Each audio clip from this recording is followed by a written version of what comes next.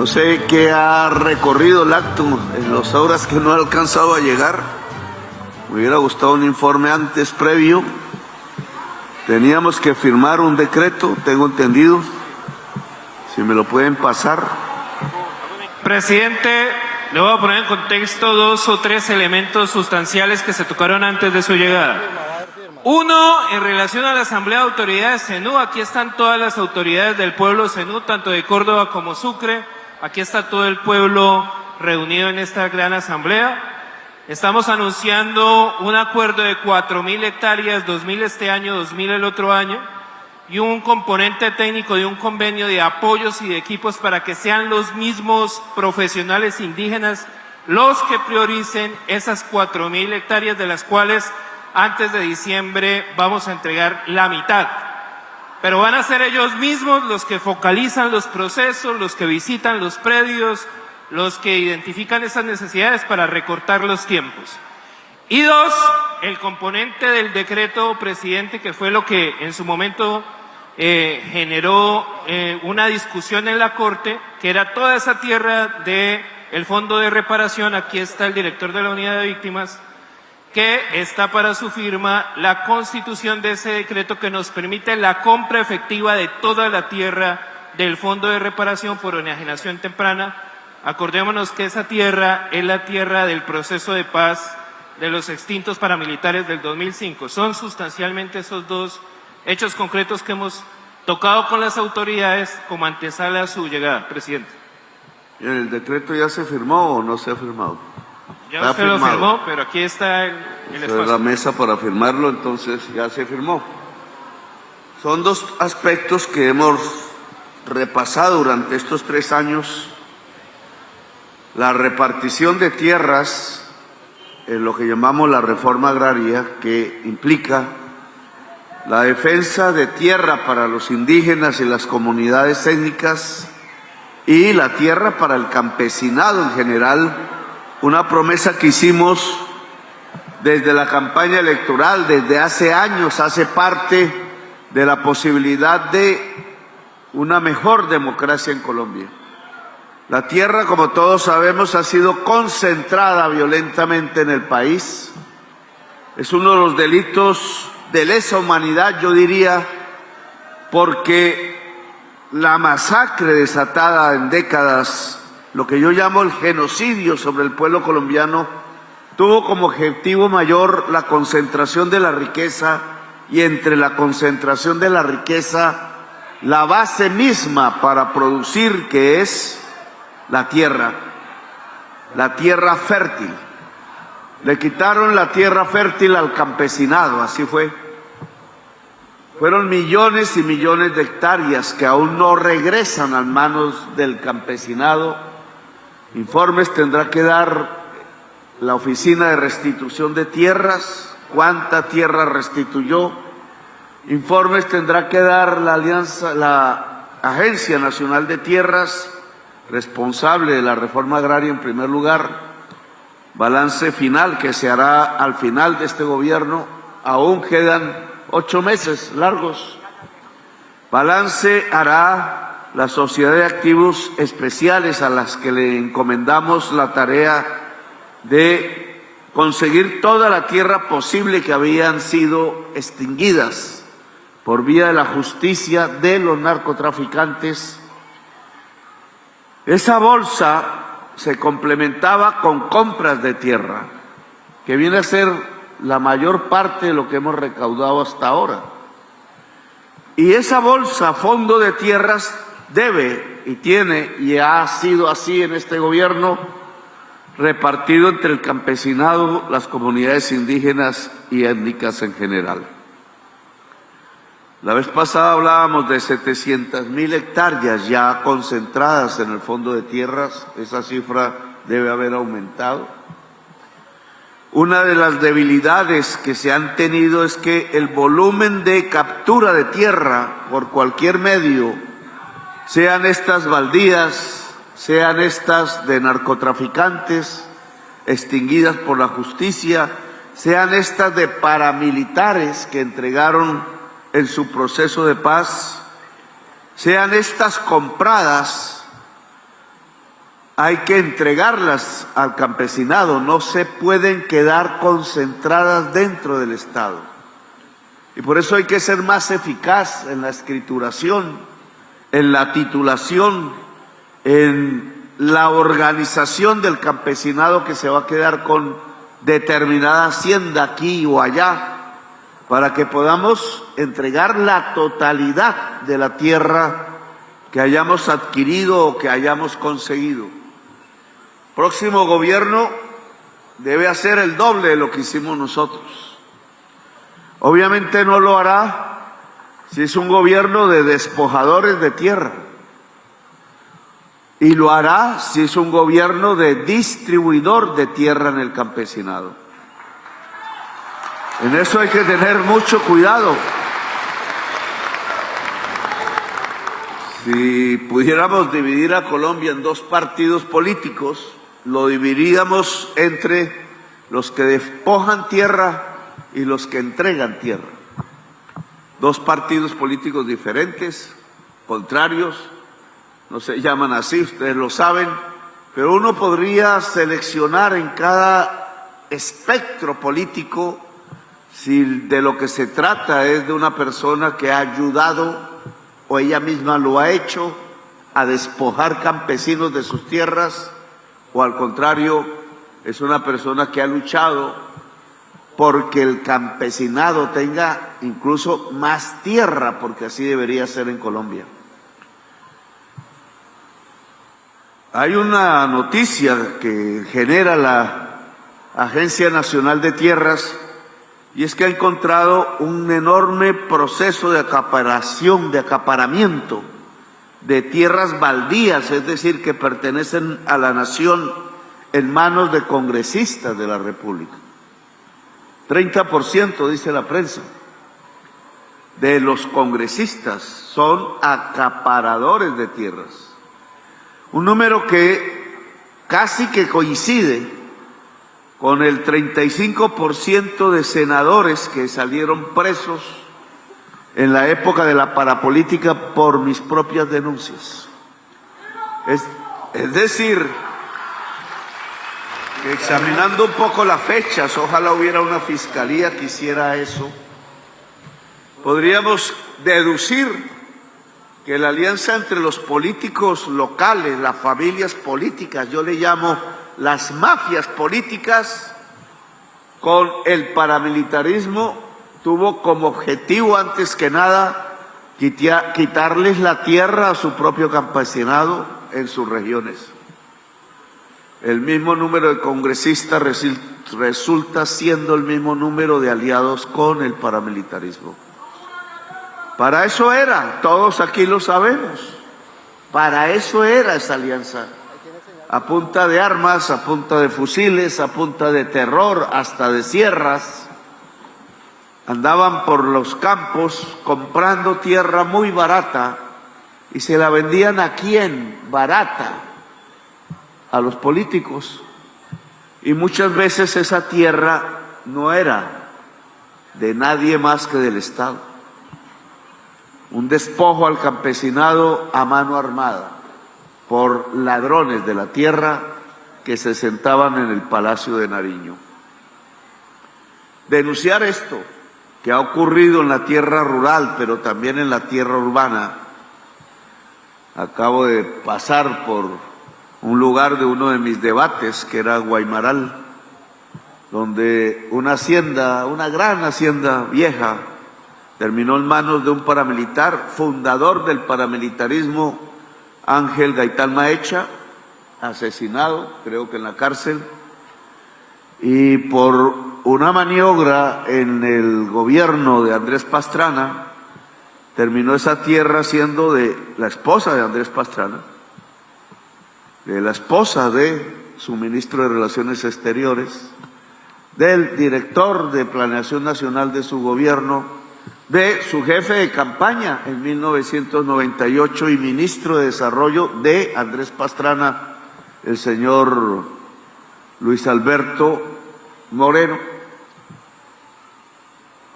Y hoy pasé por ahí otra vez, una gran avenida llena de carros, con razón esa autopista que llega a Bogotá es repleta. un mal urbanismo. ¿Quién sabe quién puso la firma para que en esas tierras que eran rurales y se volvieron urbanas de 300 hectáreas de tamaño? Solo por poner una cifra, esas 300 hectáreas valían 50.000 pesos el metro cuadrado por 10.500 millones de pesos la hectárea. Por 300, hágame la cuenta, 50.000 millones, 150.000 millones de pesos. Y volviendo la tierra urbana, ya no valían 30.000, sino 300.000 pesos el metro cuadrado en aquella época. Y eso hacía saltar esta cifra de 150.000 en casi 4,5 billones de pesos. Así se incrementó la fortuna de los copropietarios de la hacienda. Y hoy pasé por ahí y ya había una gran urbanización de uno solo con edificios. Estaba prohibido eso antes, en el año 2000. Le permitieron ahora hacer edificios. Es decir, que el metro cuadrado vale todavía más, muchísimo más. Y ahí viene quién es el dueño de la constructora.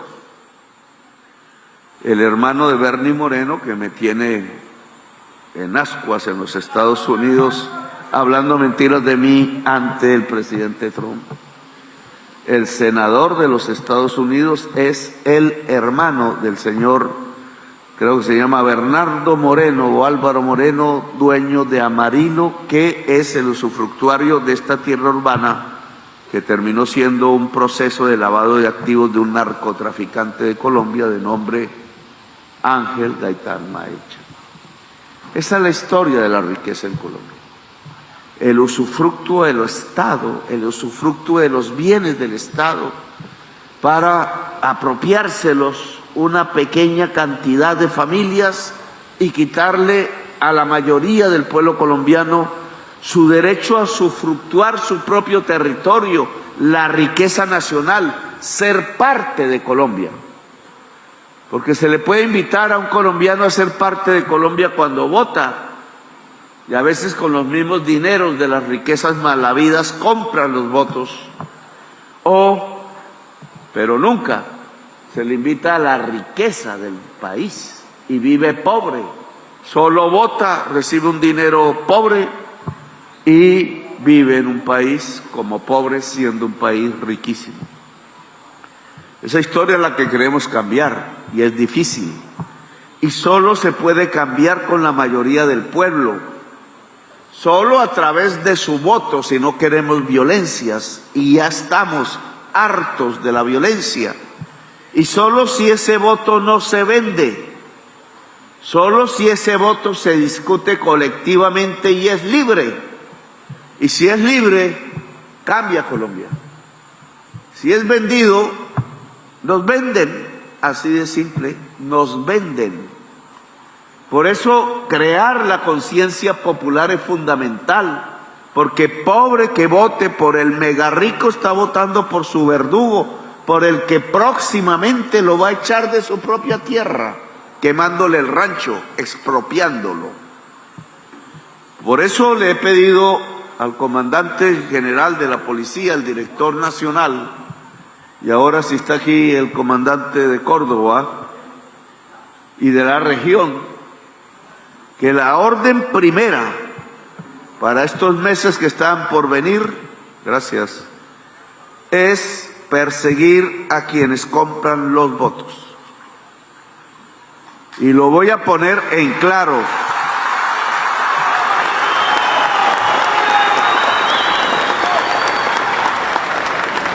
Quienes compran los votos son la mafia, así de simple. Y es el mecanismo por el cual las mafias se apropian del Estado. Y si se apropian mafias del Estado, Colombia no es democrática, no le pertenece a su ciudadanía. Y en esa medida no importa qué mafias políticas haya, qué mafias narcotraficantes haya, el deber de la policía no es mirar para otro lado. Primer deber de la policía, si quiere defender los derechos y las libertades de la ciudadanía, como ordena la Constitución de Colombia, es no permitir que se compre el voto, no permitir que se apropien del Estado los corruptos, sino permitir que el voto sea libre y que la población de cualquier lugar de Colombia y aquí de Córdoba sea libre. Si somos libres, somos dueños de Colombia. Si nos compran, somos esclavos en Colombia. Así que esta disyuntiva hay que aclararla y la policía tiene la orden de su comandante supremo, como dice la Constitución, de impedir una sola compra de voto en cualquier lugar del territorio nacional.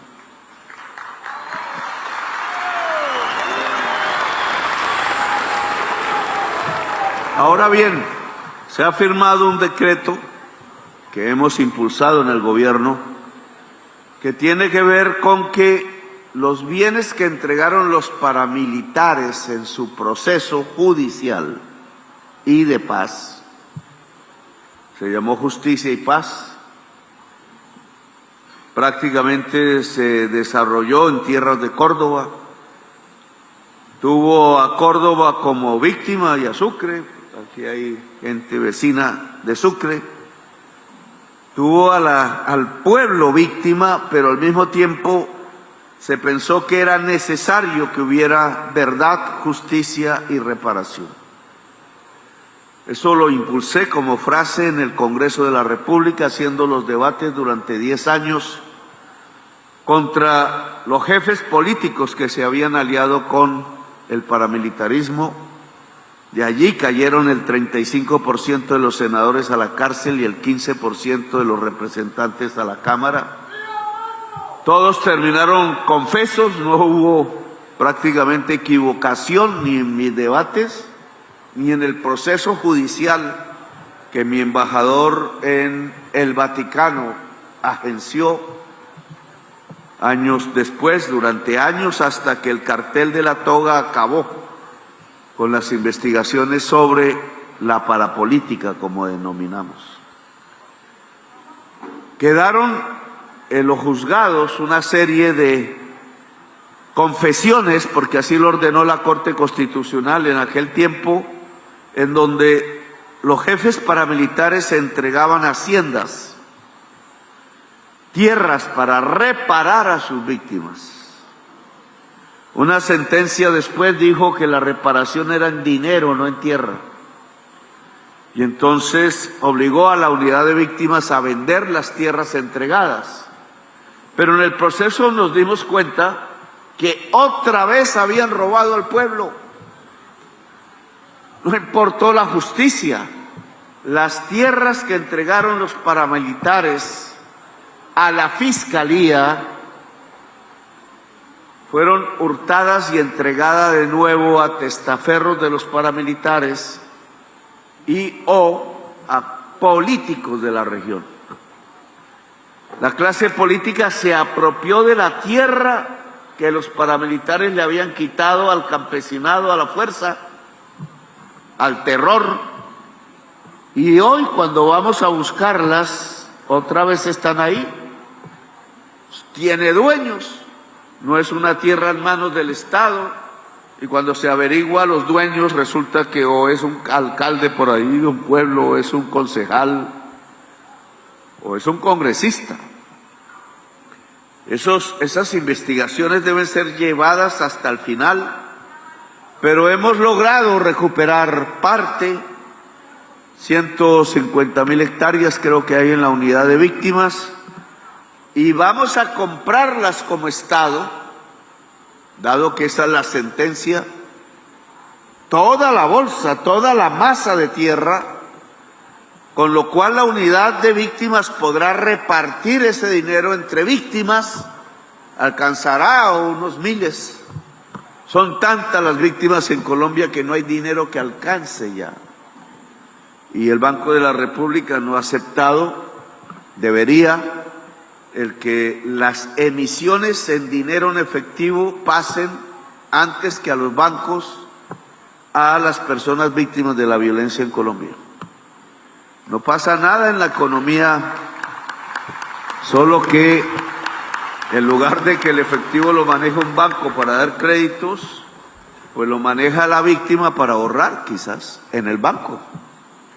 La entrada al banco es por diferente vía e igual se irriga en toda la economía, que es lo que interesa económicamente, pero habría justicia, porque mientras el banquero se llena de utilidades y utilidades y utilidades, intermediando ese dinero, y genera más desigualdad social, siendo Colombia uno de los países más desiguales socialmente del mundo entero, si se entrega primero a las víctimas se genera equidad social. Dicen que es imposible, pamplina, se puede hacer, los gringos lo hicieron en el COVID, entregándole el cheque a las personas que creían que se podían morir de hambre. Por eso en Estados Unidos no creció la pobreza en el COVID. El país donde más creció la pobreza viene a ser Colombia. Y ahora estamos reduciendo esos niveles de pobreza en este gobierno. Estas maneras de indemnizar víctimas son audaces, sí, pero se pueden hacer. Son millones, luego se necesitan billones de pesos. Pero en la emisión se puede pagar primero a la víctima. Ahora nosotros como gobierno, dado que no manejamos el Banco de la República ni la ley la siguen manejando congresistas, algunos, muchos, corruptos, y se necesita ganar las mayorías en el Congreso para que eso se acabe. Y de nuevo repito, las mayorías en el Congreso se acaban si no se venden los votos. Si los pobres no venden los votos, no llegan mafiosos al Congreso, porque los únicos que compran con dinero votos son los mafiosos, que son los que tienen el billete. Entonces compraremos 150.000 hectáreas, es lo inmediatamente que pasa después de la firma del decreto, y tanto la unidad de víctimas podrá repartir entre las víctimas de acuerdo al listado que hay que vigilar, señores del Ministerio de Agricultura y del Gobierno, hay que vigilarlo, porque en tiempos electorales puede pasar no a las víctimas, sino a los votos. Y en segundo lugar, podremos repartir 150.000 hectáreas más. Si teníamos 750.000 ahora, nos estamos acercando al 1.000.000 de hectáreas para repartir entre el campesinado. Y lo quiero decir con claridad. Fuera de revoluciones violentas, esta es pacífica, en el mundo no se ha presentado una reforma agraria que entregue 1.000.000 de hectáreas al campesinado.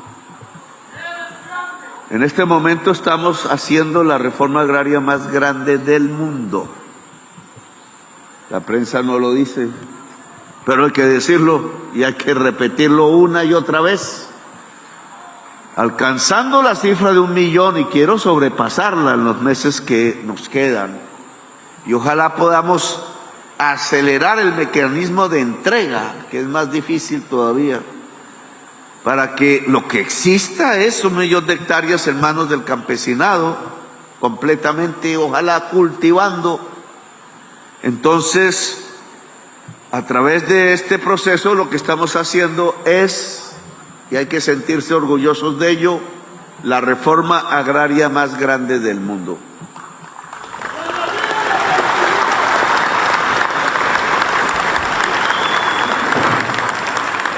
De eso saldremos orgullosos de este gobierno y tendremos que recordar, si podemos, que uno de los grandes planteamientos de la historia democrática de Colombia, hecha desde el siglo XIX, que están hablando de hacer reforma agraria en este país, no habían podido, algunos avances se tuvieron, pues seamos nosotros, incluso pasó como un pilar de los 3 del acuerdo de paz. Y aún a pesar de las enemistades que Trump tiene con nosotros, se mantuvo vigente gracias a los países europeos en la Comisión de Derechos Humanos de Naciones Unidas. Luego es una declaración unilateral de Estado, luego es obligatorio incluso si la ley se opone, tema que tampoco se ha discutido en la prensa colombiana. Es hoy una obligación del Estado colombiano entregar la tierra en 3 millones de hectáreas al campesinado. Y vamos en una. Luego al otro gobierno le corresponden 2, porque ya le abrimos el camino difícil. Y para el otro gobierno será más fácil. Pero entonces todo depende de las elecciones. O se elige un despojador de tierras, y podría decir muchos nombres, pero no puedo. Ustedes imagínense. O se elige un despojador de tierras o se elige un distribuidor o una distribuidora de tierras. Y vamos es porque haya más distribución de tierras de 1 millón de hectáreas a 3 millones. Cumplimos con 1 y más. En el plan de desarrollo hablamos de 1,5 millones. Estamos a punto de cumplir la totalidad cuando decían que era imposible. Y uno de los departamentos más beneficiados se llama Córdoba. No sé cuánto sea ya el balance total. 45.000 hectáreas, 50 casi, hay que ir a más, he dicho, porque Córdoba es uno de los departamentos con más concentración de la tierra fértil. Y en esa medida, la gran riqueza de Córdoba, que es su tierra, su agua, pues debe ser labrada produciendo alimentos. Se desperdicia si es un simple potrero sin árboles siquiera para cubrirse del sol, como ha sido el paisaje de Córdoba en muchas partes. Y eso no le sirve a Córdoba ni a su población, ni a la naturaleza, ni al agua, ni a las vacas. Lo que le sirve a Córdoba es en tierras fértiles, bien fértiles, producir agricultura, alimentos que dan puestos de trabajo, que generan más riqueza dentro de la población, que permiten acabar el hambre, porque permiten alimentos más baratos, más cercanos y más frescos. Y el papel del campesinado, ojo, y la agencia debe ayudarme en eso, no es convertirse en un pequeño ganadero con 2 vacas por hectárea, porque mantenemos la pobreza. El gran ganadero entonces tiene que tener 500 hectáreas, 1.000 para ser medio rico, ni siquiera rico, de clase media alta por ahí. Sus hijos se van, se compran un apartamento en Barranquilla, en el norte, y se parrandean el resto de la plata. Por tanto, aquí si queremos crear riqueza es que el campesinado sea agrario en el sentido de cultivar, hacer el surco, sembrar la mata, y que esa vegetación sea alimenticia para Colombia, para el exterior y para la misma población del municipio donde se tenga la agricultura. Cultivar es fundamental en Córdoba, porque nos dará la riqueza y los puestos de trabajo. Bueno, yo no los voy a hacer trasnochar más de lo que ya los he hecho esperar. He querido venir para entregar la tierra al Cabildo, la tierra Zenú, porque todos nosotros somos descendientes de nosotros, los que nacemos de familias de Córdoba, somos descendientes de zenúes, de otros pueblos también, pero de zenúes fundamentalmente. Y a ningún cordobés se le debe olvidar ese hecho de que en su sangre hay sangre ancestral, que si queremos arreglar los procesos de decadencia de la tierra, de inundaciones que hay en La Mojana, por ejemplo, desde Ayapel hasta casi Magangué, hay que recordar la sabiduría zenú, reproducirla. Yo tengo un poco de funcionarios en Bogotá que no salen de Bogotá, que hacen proyectos sobre estas regiones que no consultan la sabiduría de la gente, y terminan dañando a la vida de la gente. Entonces la consulta con el pueblo fundamental y recordar ese ancestro que es el pueblo zenú, aquí labrando la tierra, aquí teniendo la tierra, aquí siendo resistentes, pues es fundamental si queremos que la democracia sea en Córdoba y no un viejo episodio donde era el terror lo que inundaba los caseríos en las noches o cuando anochecía. Ahora la democracia está, así que vívanla y protéjanla. Y la manera de proteger la democracia popular en Córdoba es no vendiendo el voto, nunca lo olviden, no vendiendo el voto jamás.